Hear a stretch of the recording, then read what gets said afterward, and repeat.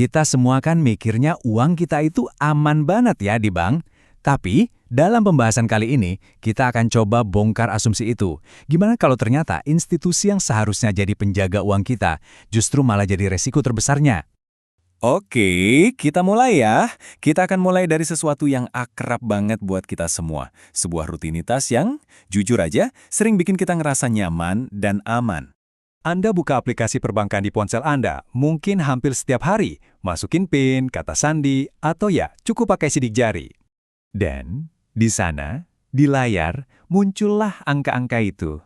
Itu bukan sekedar data kan? Itu adalah konfirmasi visual dari semua kerja keras kita, tabungan kita, dan mungkin impian-impian kita.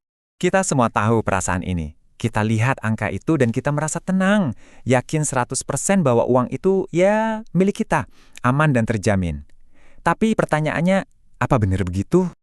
Nah, disinilah kita mulai mempertanyakan fondasi dari semuanya. Dalam sistem perbankan tradisional yang kita kenal, apa sih sebetulnya arti memiliki uang yang ada di rekening kita? Sumber yang kita bedah kali ini melontarkan ide yang sederhana, tapi nyelekit banget. Jika mereka bisa membekukannya, itu bukan milik Anda. Cuma deh, renungkan kalimat itu sejenak. Pemikiran ini memaksa kita untuk melihat angka-angka di layar itu dengan cara yang sama sekali berbeda. Yuk, kita bedah satu persatu. Pertama, kalau ada pihak ketiga yang bisa membekukan akses Anda, apa Anda benar-benar punya kendali penuh? Kedua, kalau transaksi Anda bisa diblokir atau disensor, apa itu bisa disebut kebebasan finansial sejati?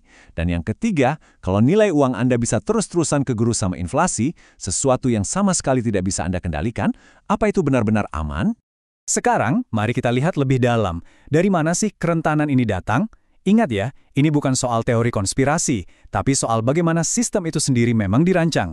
Jadi gini, ada pergeseran yang sangat besar. Dulu, bank itu lebih kayak berangkas, tempat kita menitipkan barang berharga. Sekarang, mereka adalah perantara yang aktif. Mereka bukan cuma memegang uang Anda, tapi juga memakai uang itu. Dan yang paling penting, mereka beroperasi di bawah aturan yang bisa mereka ubah di tengah-tengah permainan. Nah, ini dia, poin kuncinya. Kita itu ternyata nggak punya akses yang absolut ke uang kita sendiri. Sumber kami menyebutnya akses bersyarat. Gampangnya, kemampuan kita untuk pakai uang kita itu ya bergantung pada izin dan aturan yang ditetapkan oleh bank, regulator, bahkan pemerintah. Slide ini menunjukkan resiko-resiko nyata dari akses bersyarat itu. Ada yang namanya bail-in, di mana dana nasabah, ya uang Anda, bisa dipakai untuk menyelamatkan bank yang hampir bangkrut. Terus ada pembekuan akun cuma karena ada aktivitas yang dianggap mencurigakan oleh sistem mereka. Dan yang sering terjadi, ada batas penarikan yang tiba-tiba diberlakukan pas lagi krisis. Intinya, selalu ada penjaga gerbang antara Anda dan uang Anda. Oke. Setelah kita melihat masalahnya, sekarang kita beralih ke alternatif yang ditawarkan dalam materi sumber kita. Sebuah sistem yang dirancang dengan prinsip yang bisa dibilang 180 derajat berbeda. Disinilah kita diperkenalkan dengan Bitcoin. Tapi bukan cuma sebagai aset digital ya, melainkan sebagai sebuah sistem tandingan yang secara fundamental berbeda banget sama model perbankan yang baru aja kita diskusikan. Coba lihat perbedaannya. Di sini, Anda nggak perlu izin untuk mengirim atau menerima, nggak ada perantara untuk menyetujui transaksi Anda. Sistemnya jalan 24 jam sehari, 7 hari seminggu, nggak kenal tanggal merah, nggak ada penjaga gerbang. Kendalinya kembali kepada individu melalui kepemilikan kunci pribadi mereka yang pada dasarnya adalah kata sandi super aman yang membuktikan kepemilikan.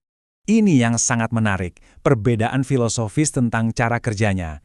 Sistem perbankan itu meminta kita untuk percaya pada institusi dan kebijakan mereka. Sebaliknya, Bitcoin menawarkan sistem di mana kepercayaan itu nggak diperlukan, karena semua orang bisa memverifikasi setiap transaksi sendiri di buku besar publik yang disebut blockchain. Oke, sekarang kita jejerkan keduanya. Perbandingan langsung ini benar-benar menyoroti argumen inti dari analisis kita. Tabel ini merangkum semuanya dengan sangat jelas.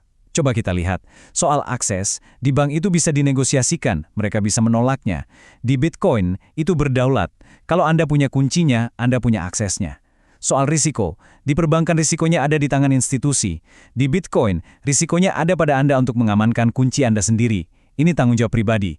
Keamanan di bank itu berdasarkan opini pihak ketiga, sementara di Bitcoin itu dapat diverifikasi secara matematis oleh siapapun. Dan yang paling penting, kontrol di bank itu sifatnya bersyarat, tapi di tangan Anda dengan Bitcoin, kontrol itu absolut. Kutipan ini mengubah cara pandang kita soal ini. Menurut sumber ini bukan cuma soal investasi.